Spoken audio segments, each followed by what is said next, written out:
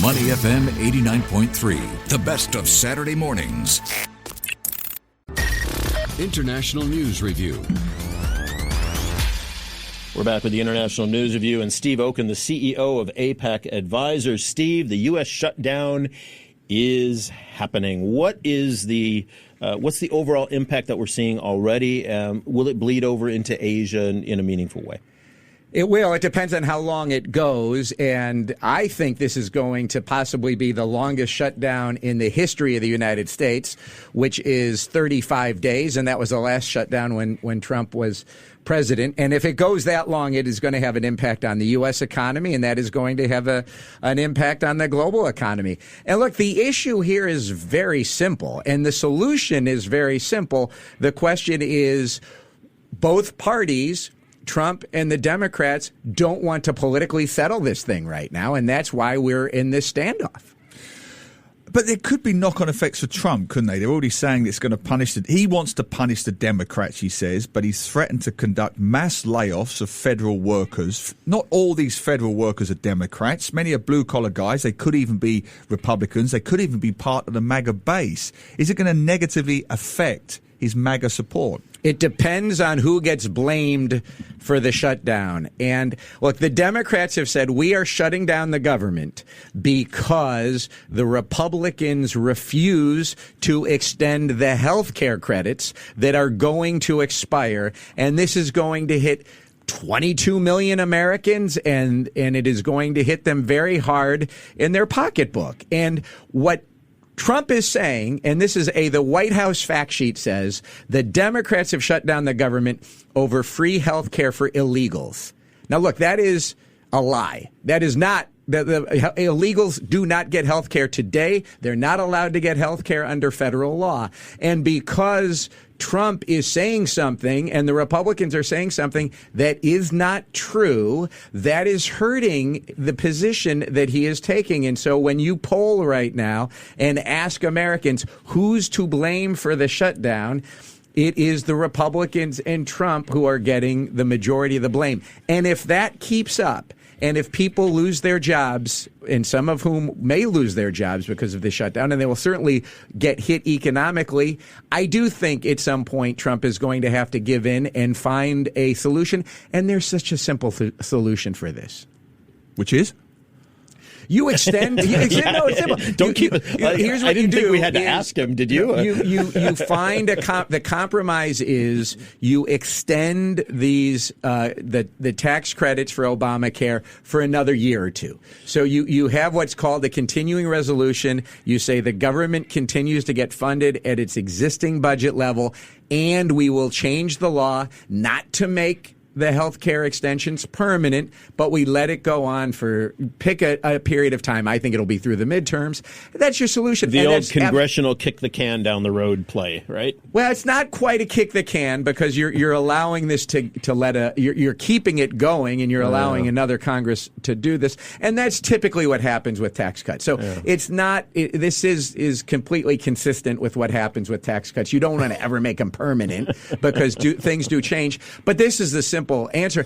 The Democrats are saying, what do we have to lose? We're already having our constitutional system of checks and balances is being damaged by Trump. We already can't count on him to actually appropriate the money that we've appropriated. He's not spending. He's using something called rescission. So we see ourselves as having nothing to lose.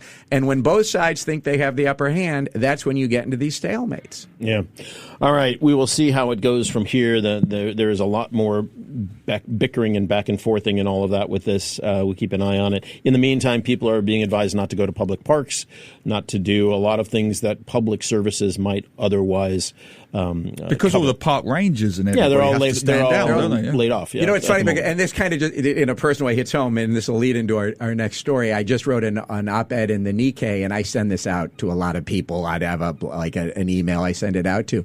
A lot of government officials. I got 100 bounce backs. Right? we are furloughed. We are not looking at our Wow. email right now. So the government officials, they're not looking at their emails. They're not doing anything. Like, not reading my email, not a big deal. Impacting Steve's outgoing but emails. This is bad. This Not is really going, bad. Not go like you had a holiday plan on a national park that is closed. Forget it, and even worse, if you have a contract with the government, if you're a small business and you have a contract with the government, you're not getting paid. This is really going to hit people, including my people who read my emails. All right. Another thing, Asia for Asia is going to take time. This is one of your op-eds you did this week. Governments, companies, and investors should anticipate and strategize responses, looking at how Asia will now come back to and become more of a unit or a unified entity. I'm sure I'm not getting that all the way correctly. Steve, take us through what your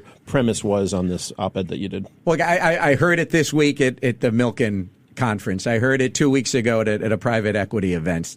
Glenn, I'm sure you heard it at the Wall Street Journal this week. Everybody is saying, we in Asia, they're all saying, we don't need the United States. We're going to find new trade agreements. We're going to issue trade agreements with one another. We're going to have trade agreements, for example, between Indonesia and Canada, which just got announced. We're going to invest in companies that are Asia for Asia. So they're going to be in Asia. They're going to source from Asian companies. They're going to sell to people in Asia, and everything will be fine. And that's what this Asia for Asia is. And I say, okay, look, you may be right long term. Long term, maybe MAGA actually does stand for Make Asia Great Again. But it ain't happening anytime soon. The U.S. market is too powerful. Countries are too dependent on it. Like Vietnam has exports, I think, of $123 billion. They have a $123 billion surplus with the United States. ASEAN has a $200+ billion surplus with the United States. You cannot replace that. You are going to be in serious issues. And that's why I'm saying there's just too much complacency right now, not recognizing that the United States is essential, the U.S. consumer is essential, and we are going to have some difficult times here as we transition to this Asia for Asia. I read your piece, Steve. Very good piece. I enjoyed it. See? Thank you. Nice compliment there for you. From a real writer. Thank you. No, it was very impressive stuff. But I'm interested in the impact on Southeast Asia. You talk about how China will be forced to sell its products elsewhere, which will flood Southeast Asia at prices that threaten domestic manufacturers in Southeast Asia. I was fascinated by that. What's the impact going to be for the region?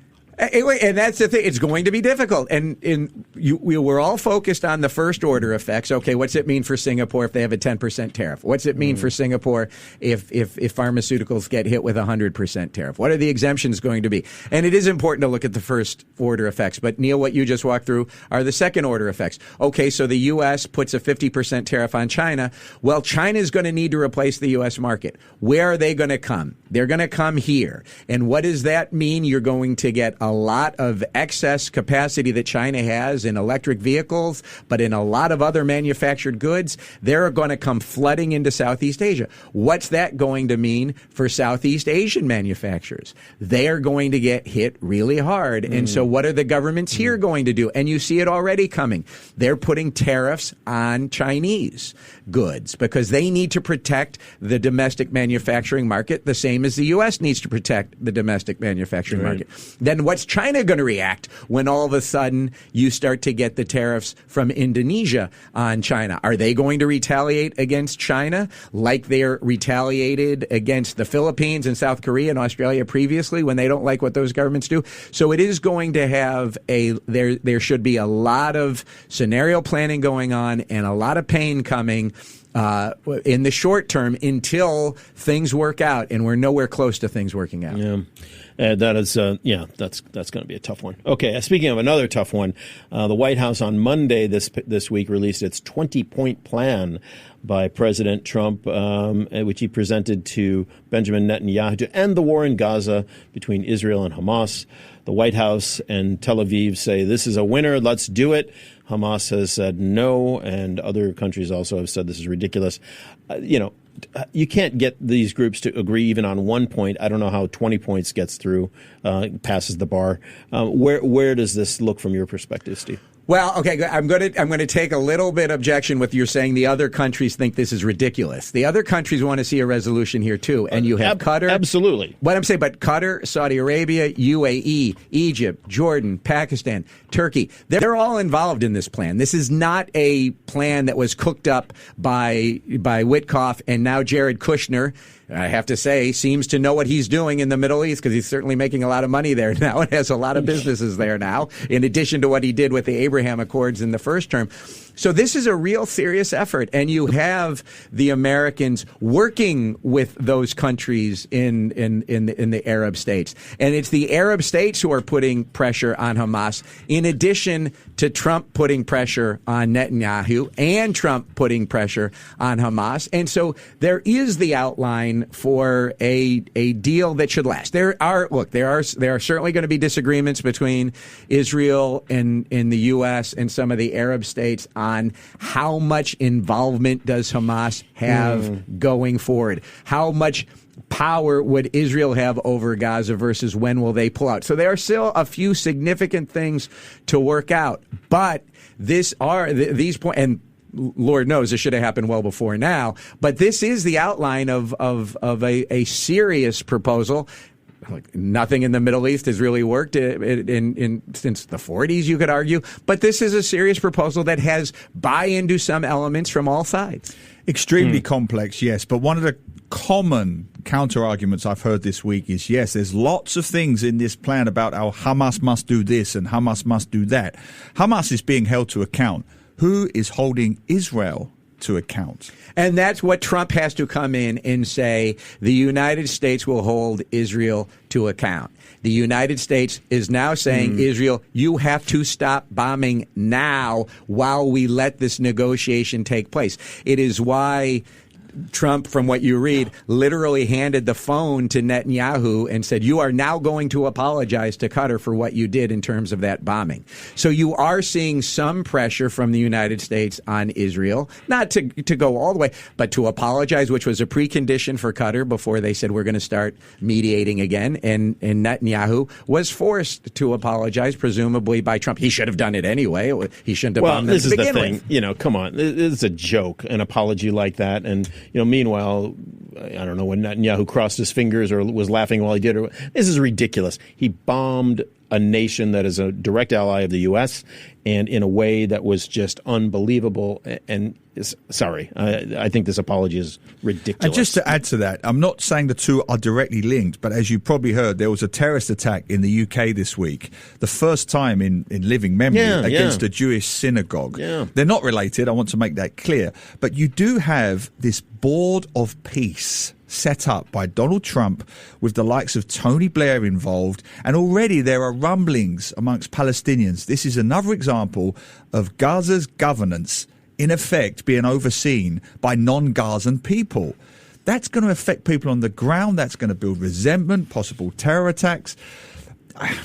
You can see why they might feel a little bit despondent here. It does feel like the Gazans don't have a say in their own in their own environment. I was going to say country, but in their own environment. Well, the question is, what's the difference between Gaza and the Gazans and Hamas, right? We're literally 2 years away to the day from that attack on Israel when thousands of Hamas fighters killed more than 1,000 Israelis and took those hostages.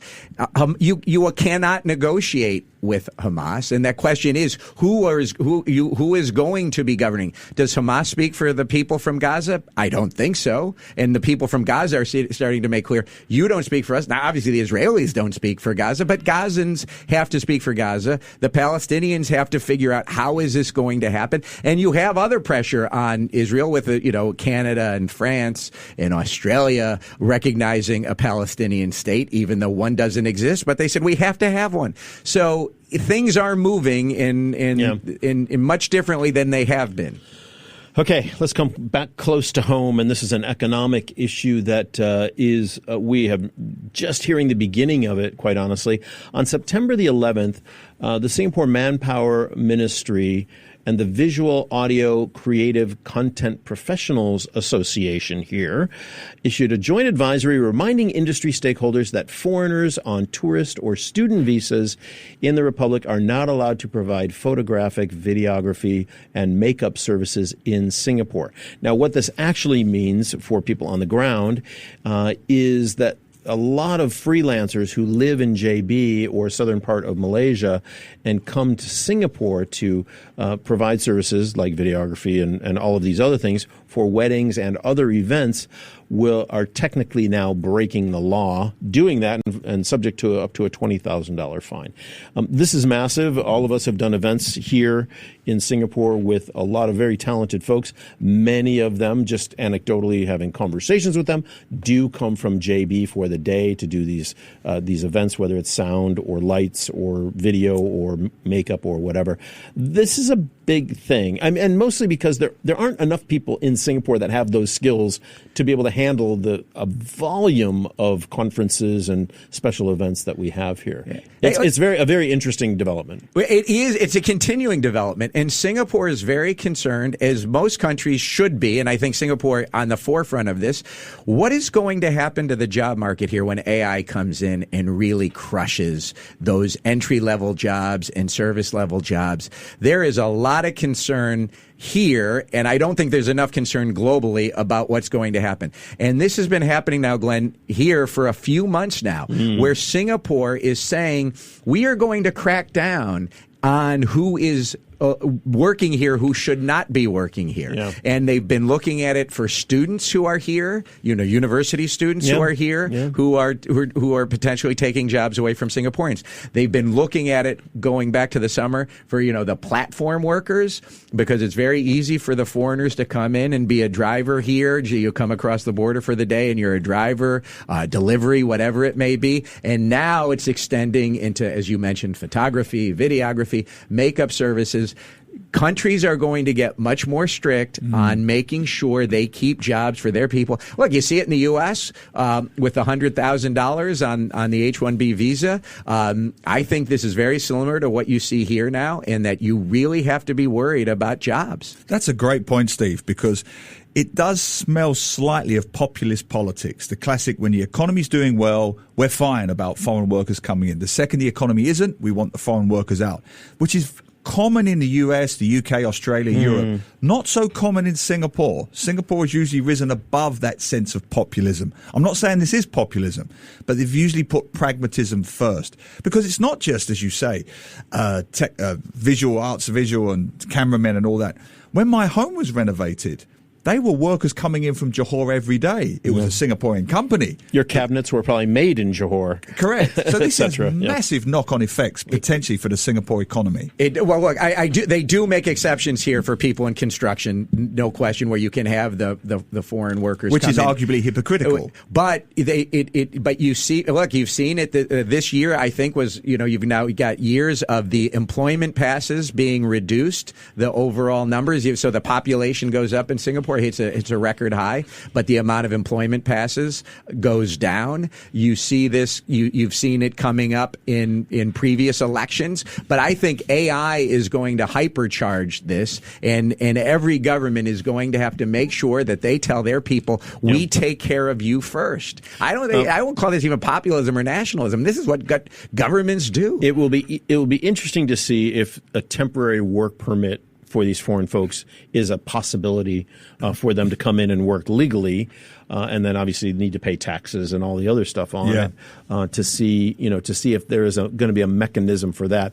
I truly believe Singapore does not have the amount of talent in these particular job roles. I agree. Singapore's a unique case. Without foreign workers, we stop. Yeah. We come to a grinding halt. And some of these folks in Malaysia are very talented and have been coming across the causeway for decades doing this kind of work. So we'll see how that goes. We are going to now move on to a foreign influencer who is not happy at all. Her name is Sam Najim. Not happy at all that you can't smoke in Singapore and that vapes are illegal in Singapore, and that she had to go back to real cigarettes. and then be forced to go in a smoking area. And boy, did she get savaged on social media. Boy, I'm going to go the other way on this one. I am going the other way on which this way one. would you possibly go on this, Steve? So first, let me just say... By the way, her post has over almost 100,000 views and some 500 comments. I'm sure Neil ran into her because she is here. She rented out the penthouse at the Mandarin Oriental to host a couple of crypto parties and watch F1. Yeah, she's my next door neighbor, Steve. So that is why she's here for crypto and F1. Okay. And she posts a video and says she just landed in Singapore 10 minutes ago before realizing once again how much Singapore is not for her. And Singapore's not for her because vaping is illegal, and she had to go to a little cigarette jail, right, where you're allowed to smoke outside. And buy cigarettes to smoke them. And buy cigarettes to smoke them, and to be in this little cigarette jail. And I'm going to go I'm going to let Neil go first because you carry on. You go first. I don't know what you're going to say. What I want to say is that there was a comment on TikTok, which I looked at, and I agree with completely. And the commenter says, as a Singaporean, I'm going to defend this girl. Firstly, she's following the rules, unlike others who come here and don't smoke in cigarette jail and spread their toxic air around. And secondly, she says, look, it's not for her. That's a fair statement. She's being honest. So why are we attacking her? I'm not attacking her, really. I mean, I'm struggling to contain my indifference on this one. But she was complaining about having to go to a certain place to smoke. She was complaining that she couldn't vape here. But she did it, though. But no, she didn't go to those places to smoke. First thing, laws are laws. If you don't like it, don't come. That's the classic easy argument for that. The second thing is, I had a look, and wish I hadn't now, but I went to her Instagram page. She calls herself a personal finance blogger. She may well be, but I've never known a personal finance blogger do most of their blogs in bikinis. So I'm not questioning her value, her credibility in any way. 8855-0893. Tell us what you think about this blogger. Steve, I'm going to give you about 10 seconds to say hello to your cousin before we say goodbye. Very excited to go to F1 tonight. My cousin Darren, who's the founder and CEO of Keeper, they are a sponsor of Williams Racing, and so I'm going to be with the team. I'll wave to you, Neil, as you watch on television. Thank you very much. All right, thanks, Steve. We'll see you again next week. Thanks, everybody. See you next week. To listen to more great interviews, download our podcasts at audio.sg or download the audio app. That's AWEDIO, audio at the App Store and Google Play.